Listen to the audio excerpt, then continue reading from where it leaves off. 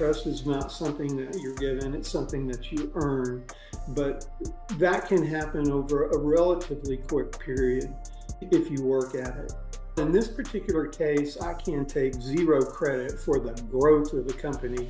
I can take credit for the survival of the growth. Right. What keeps me motivated is the lack of boredom.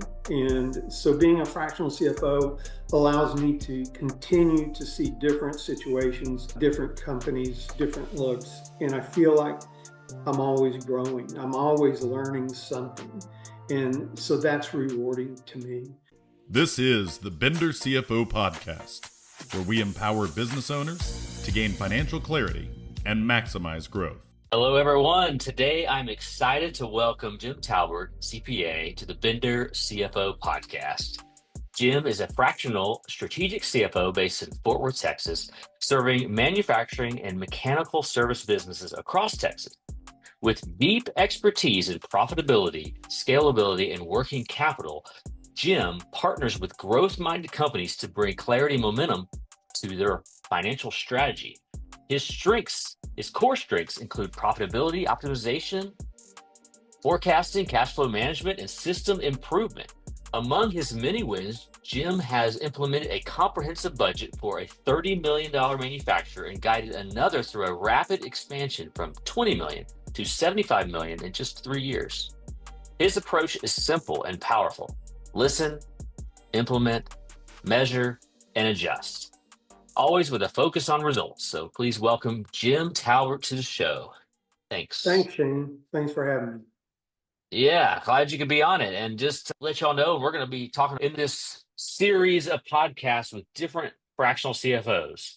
So when I started my firm in 2016, the word fractional CFO, I'd explain it all the time. It's gotten more and more popular, but there's so many different types of fractional CFOs with different experience levels, different services. And you just have to really find the one that's the best fit for you. And so I'm going to be interviewing different ones. And I'm a fractional CFO also, but I have different expertise than Jim does. And so I just wanted to ask you, Jim, tell me a little bit more about the industries that you serve, the experience in the space that you like to focus on. I like to focus on the manufacturing industry and also, as you mentioned, the service industry.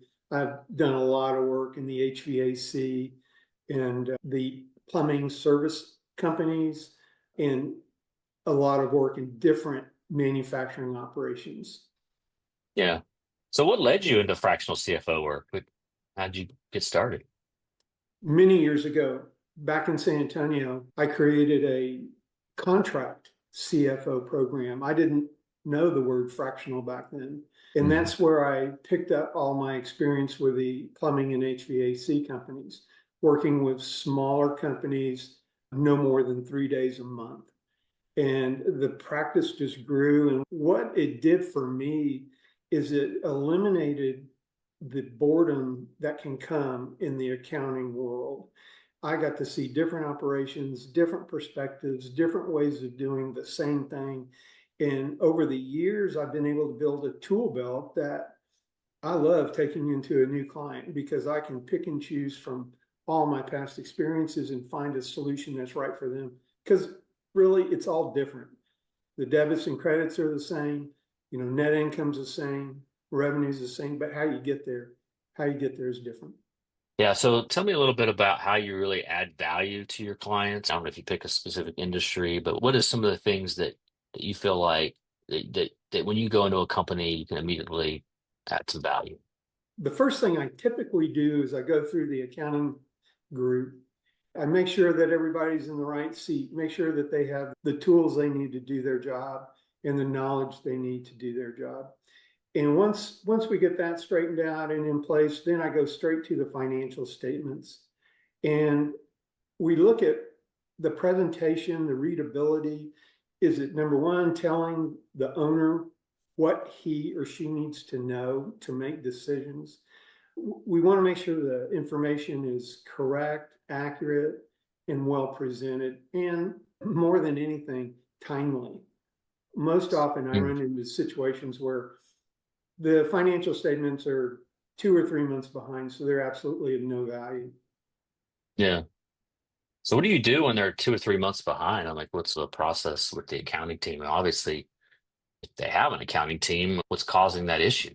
There's a lot of really basic things that you can look at. But number one, I go through the close process with whomever is doing it. I identify all the different individuals involved. I want to see if there's a closing calendar. I want to see if there's assignments and if there's time assignments in addition to the individuals, and a mechanism for them to update those on a daily basis during the close. And we will Mm, work on that process, eliminate inefficiencies, and tweak the processes, put in the proper forms and documents and audit controls, and it'll always result in a better close, a more accurate time of close. yeah, it makes sense. So having those numbers sooner, it makes a lot of sense. And I have the same issue. You don't get the numbers, you really can't really do the CFO stuff out because you don't know what's going on. So tell me about this company we were talking that you had grown from 20 million to 75 million. What was the cause of that, or what were some things that you ran across that you had to implement? In this particular case, I can take zero credit for the growth of the company. I can take credit for the survival of the growth because All right. it's phenomenal. It was historically, it's a 30-plus-year-old company. Historically, it's been 20 to $30 million a year in revenues. But in 1923, the company went out and aggressively won a number of governmental contracts. And those contracts, they span usually 2 to 4 years.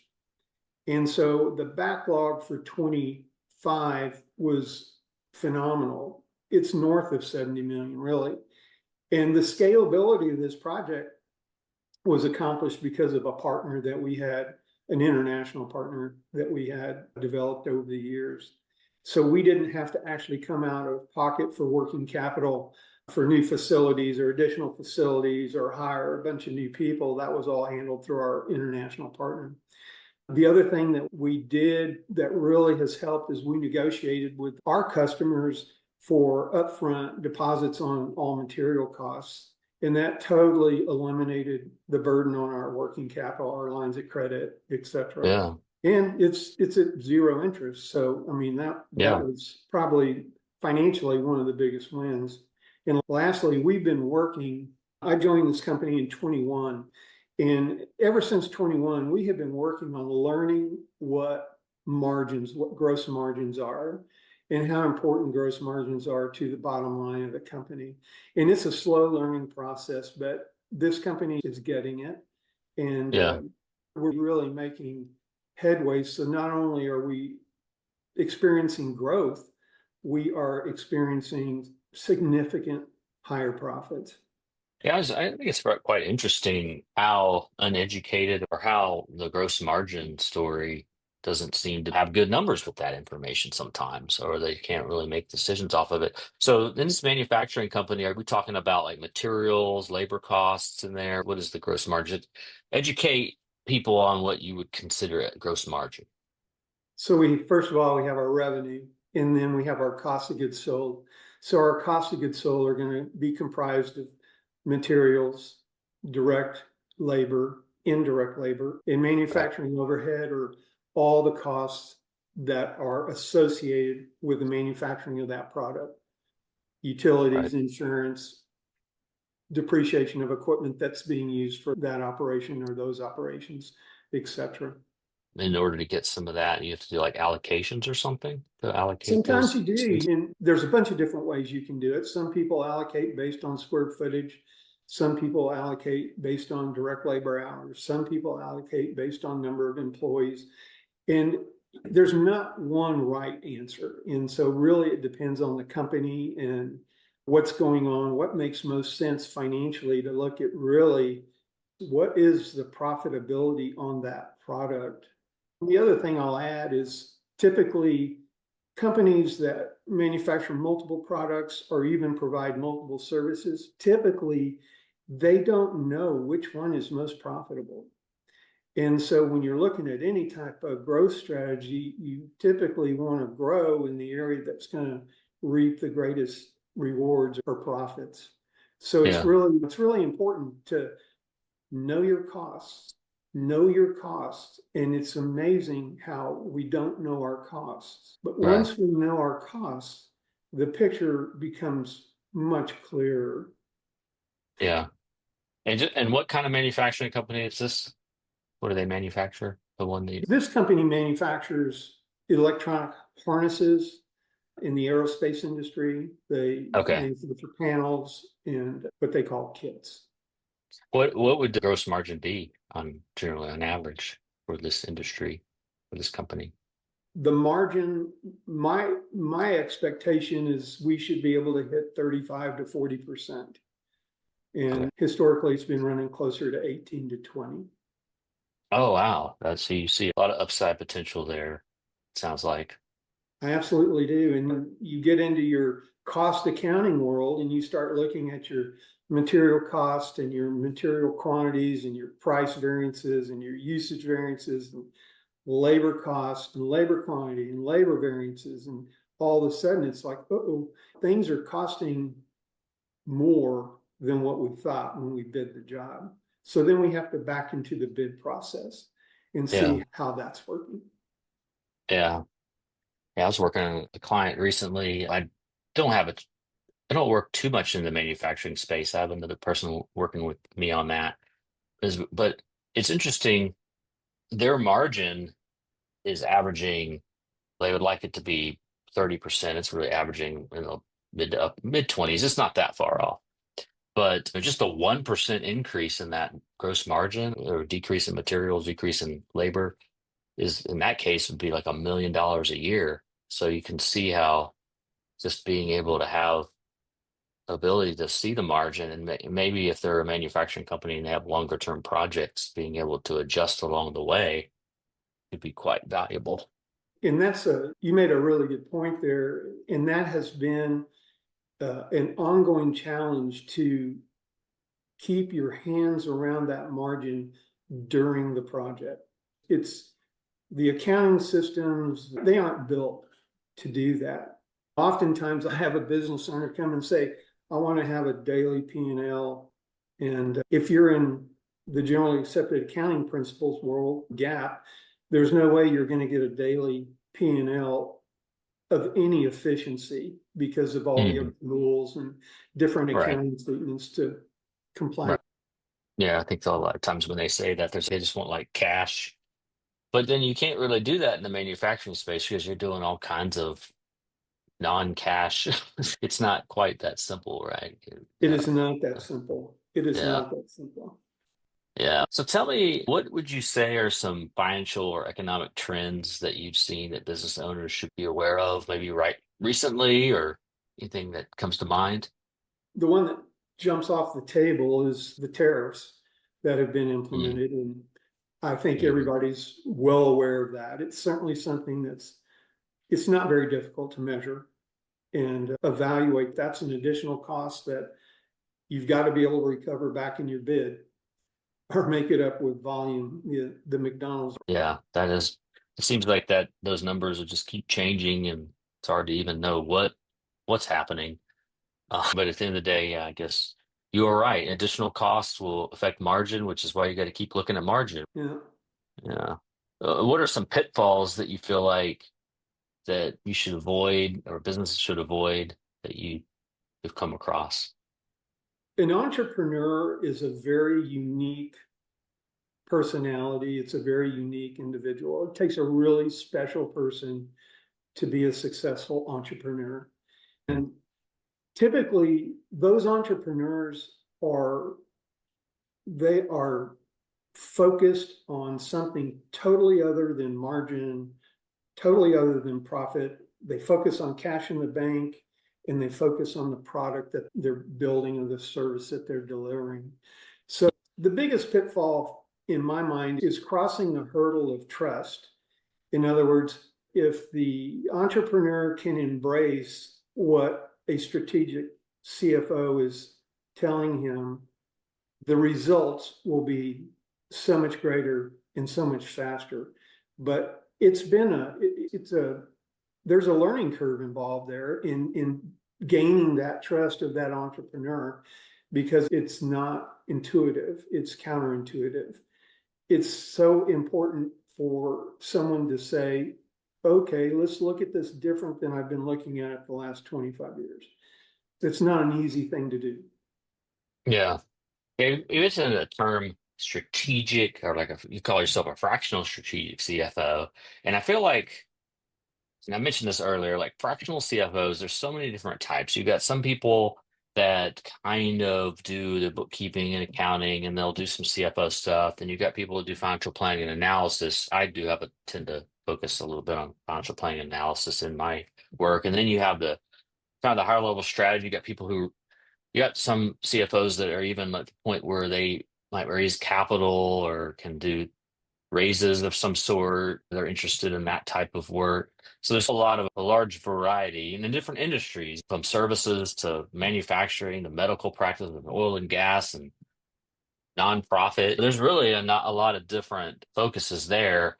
So how do you see fractional CFOs working together with each other and other advisors? What are ways that you work with other, not just fractional CFOs, or other advisors in general? That's a good question. And really, it's a big answer. And I think it's a very general answer in that one thing I like to point out is that across most industry lines, and I'm talking about businesses with the revenues from one to, I'll go up to $100 million in that range is what I'm talking about right now. But Hmm. I do not think that the definition of a CFO is well understood. And it's partially our fault because we do a whole lot of different things and call ourselves CFOs. And the way I look at it is your strategic CFO is going to help put the tools in place you need, put the structure in place that you need, and then evaluate what is happening in the business. You have to measure it in order to evaluate it. And then you need to understand that you need to adjust. You need to adjust, and the sooner the better. So it's just a constant change until you hit the right metric. Me Yeah. personally, I don't add any value to my companies if I'm doing the number crunching. So I put the templates in place, I put the reports in place so that those can be done within the organization at a much lower cost. And then what I do is I analyze that data, and then we bring to the table, okay, this is what the data is telling me. What's it telling you? And it helps us identify the next step in our overall goal for that period, that product, that year, whatever the case may be. Yeah. Yeah. I definitely always that forward-looking value, being able to assess and adjust, to be able to understand what's happening in the business. I think CFOs have a very important role in the whole business, and sometimes it's just being able to have that opportunity to talk with them. I think with fractional CFOs, sometimes it can be difficult to always be in those discussions. Sometimes I don't know, it just depends on how you position it. Had a few situations where it's, oh, you had a strategy meeting. I probably should have been at that meeting. Yeah. Just talking numbers at all. So yeah, it's very important to be able to think of having a fractional CFO for your strategic discussion. If somebody is thinking about hiring a fractional CFO, and there's so many different, obviously, really want to make sure it's the right fit. And what are some things they should consider when hiring a fractional CFO? I think first of all, it's very important that you can communicate with your fractional CFO, that you understand what they're talking about, that oftentimes we get caught up in the accounting lingo and we use words and acronyms that we're totally familiar with that make no sense to the listener of that conversation. So it's important to be able to communicate. It's important to be able to trust that individual. And trust takes time. Trust is not something that you're given, it's something that you earn. But that can happen over a relatively quick period if you work at it. The other thing is I would be very intentional with interviewing a fractional CFO as to what I want to accomplish. What is my number one goal? What's my number one objective? And then what's my second and third? And then talk with that fractional CFO and get their opinion, get their input on what those goals are, what their approach would be, how they would handle it. And I would also ask the fractional CFO, so tell me how this works, because this is a foreign concept to me. And you're not an employee, but yet you're on my executive board and you're part of the senior management team. And I don't know how all this works. So personally, I make myself available, phone 24/7. If you've got a problem, something's itching at you, call me. And then we'll go from there. But you have to be able to get buy-in from all senior management that, hey, this is what I do. This is how I can help you. Call me. Let me know what you need, and we'll make it happen. Yeah. I personally do all the interactions and negotiations with the banks. Some of my customers want me to do that with their insurance companies also, and evaluate the different insurance policies that are being thrown at them, in addition to the actual financial part of the company. Yeah. Yeah. And it's highly valuable, and just being able to communicate with other senior executives, to be able to work with other partners, insurance brokers, and so forth, whatever your expertise is, you're able to see all the numbers. So I see a lot of value in all that. So tell me, as we kind of wrap up, I just want to understand a little bit more about what keeps you motivated in doing your job and finding success as a CFO. What keeps me motivated is the lack of boredom. And so being a fractional CFO allows me to continue to see different situations, different companies, different looks. And I feel like I'm always growing. I'm always learning something. And so that's rewarding to me. Yeah. I feel like you don't put yourself in a position where you're doing time in an office, or you need to be the first one there and the last one to go. That is just that's not a very efficient model. And all of a sudden value starts to dissipate when someone is working in that environment. Being a fractional CPA, CFO totally eliminates that. And Right. it's a non-thing. And I really enjoy that part of the business. Yeah, Jim, I do really appreciate your time here, just going through your companies or your experience, what your industry focus, the way that you approach as a strategic CFO, making sure you're trying to communicate the value of gross margin and key metrics, understanding how people can really make a better decision on hiring a CFO and what to look for. So you definitely have a lot of experience doing this, and you've been doing this for quite a while. So it's great. I do appreciate this conversation. Any last minute thoughts or anything else you want to say? No, Shane, I don't. I appreciate the opportunity to talk with you, and I think you're doing a good service with these podcasts. All right. It's good talking with you, Jim. You have a great day, and we'll talk to you later. Talk to you later, Shane. Thanks so much for listening to the Bender CFO Podcast. Help us out by subscribing on YouTube so you don't miss another episode, or listen to us on Spotify and rate us 5 stars so more people can get this content to help their businesses grow and be successful.